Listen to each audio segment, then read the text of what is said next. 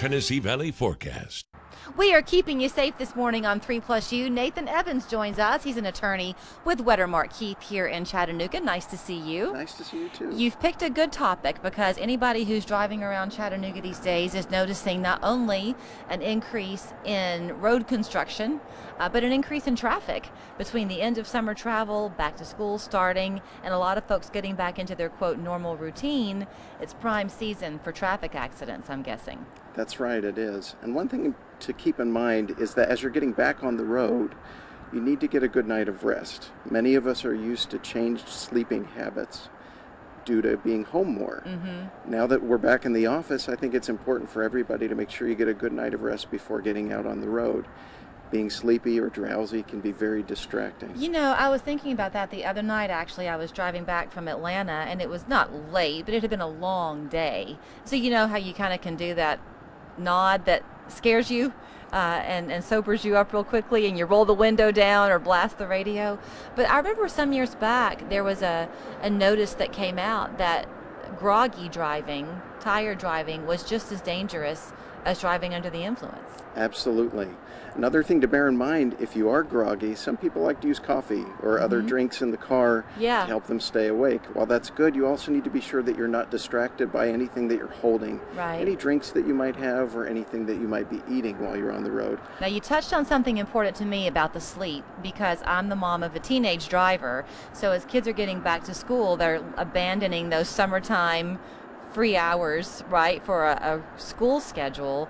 Really important for your teenage drivers to get that good night's sleep. Oh, absolutely. And that's tough sometimes with teenagers to make them get that sleep, but encouraging them to get to bed early and get up early can really be helpful to improve their driving. You are not a driver safety instructor. No. And I do know that. But there are just some things that you can kind of forget about what to watch for. And again, encouraging your kids to be mindful. I guess if you're seeing kind of erratic behavior with a car near you, do you find the best thing is to pull back or to try to get ahead of that driver? Pull back, absolutely. Pull back. Give distance, be safe. Make sure that you're taking care of your own safety and the safety of others first. And if you see anything out there on the road that looks unusual, it's best to just avoid it as much as possible.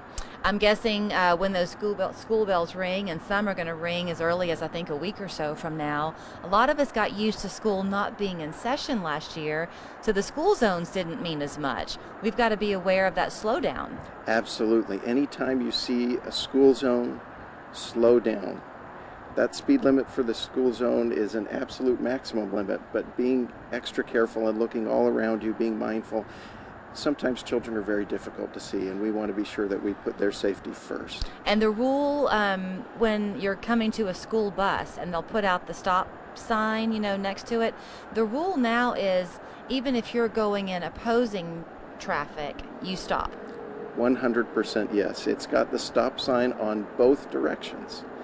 And absolutely every driver that's near that school bus needs to stop and wait and be sure that the school bus has begun moving again before you move. Okay, talk about your offices at Wettermark Keith. If somebody, heaven help them, is involved in an accident, should they call you right away? What do you recommend? We do recommend calling right away. There's many things that we can do to help early on in the case. And the best way to reach us is to either find us on our website, which is wkfirm.com, or you can call our toll-free number, which is 877-715-9300. Is every case a lawsuit? No, absolutely not. The lawsuits are really for cases where there are serious injuries. And if you are seriously injured in an automobile accident, it really is best to seek legal help. Is one of the most difficult, well, I shouldn't say one of, I tend to qualify everything, but is it a challenge when someone's involved in a car accident as the passenger, if it's been a friend driving? Is it a difficult call to make? It is, absolutely. But fault in an accident is something that we can't choose whose fault it was. It was the person who caused it. And so in the case of a friend, sometimes it makes a tough decision. Do I go ahead and pursue the lawsuit when it's a friend of mine, or do I let it go? And that's a case that's a decision that's made by each personal individual. Call. Yeah. So in terms of making the call on who's at fault in the accident, Have things changed? Because I remember when I was much younger, and you're quite aware of the protocol on the road and afraid of having that wreck, that the police would come and they would make an assessment at the scene about who was at fault. Is that still the way they do it, or do they take the information and make a ruling later? That's a great question. Police do still come to the scene, and they do still assess what, in their opinion, was the cause of the accident or who caused the accident. They make their own judgment about who's at fault. Now, in Tennessee and just about every other state, that is really only for purposes of criminal citations. Okay. The police, that's their role 100%, is to make a judgment call about whether or not any driver should be cited. And their judgment can be helpful in guiding what attorneys do and what insurance companies do later on, but it's not the end of the story. Okay. And so sometimes there can be disagreements about fault, and sometimes there can be discrepancies in what some people say happened and what the police report says, and that's okay. We have juries for that. And so even though a police officer may make a determination about fault, we leave that question ultimately with a jury in civil cases. Okay, so if the officer finds that you were at fault, let's just say, or that, I guess sometimes they can say that nobody was at fault, right? Can it ever be a tie, or does somebody always have to be to blame? It's very common that the officer will say, I can't tell. He's not there and doesn't see the accident as it happens. He's having to make that judgment based upon things that he or she is seeing when they arrive. Okay. And so sometimes the police officer will just say, I can't tell, and doesn't make a judgment call there. But again, we do have juries that are really good at making those determinations about fault. What if you witness an accident? Is it important that you stick around to try to help? I am so happy you asked that question. Absolutely, yes.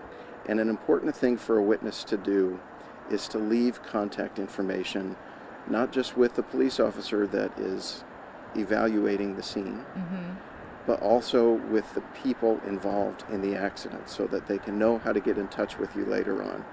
I can't tell you how many clients I've had that have been in very difficult situations that were quite literally saved by a witness who stayed and was kind enough to say, I want to help you. Okay. If you think that, even if you think that you're fine after an accident, is it a good idea to go ahead and go to a doctor or a hospital to be checked out? Absolutely, 100%. We have a thing in our society that we just think we've got to be tough. Yeah. And that I've been in an accident, but I need to just be tough here. And I don't think that's wise. I think it's absolutely best for us to get evaluated by a professional after an accident to make sure that everything is okay. And it's best to do it as quickly as possible so that those medical professionals that you go and see have the best view of what might have happened to you. Nathan Evans, Wettermark Keith, thank you so much for your time with us this morning. You can reach him at their Chattanooga office, the phone number right there on your screen, as is the website you heard him say before. Pretty easy to remember, wkfirm.com. If you are injured, don't try to navigate those waters on your own. You're going to need an attorney to at least let you know if you're fine to leave them out of the picture or if you need them to help be involved. Good to see you. You too, thank you. I'm Latrice Curry. Here's why I got my COVID vaccine. I needed to, but also I wanted to be able to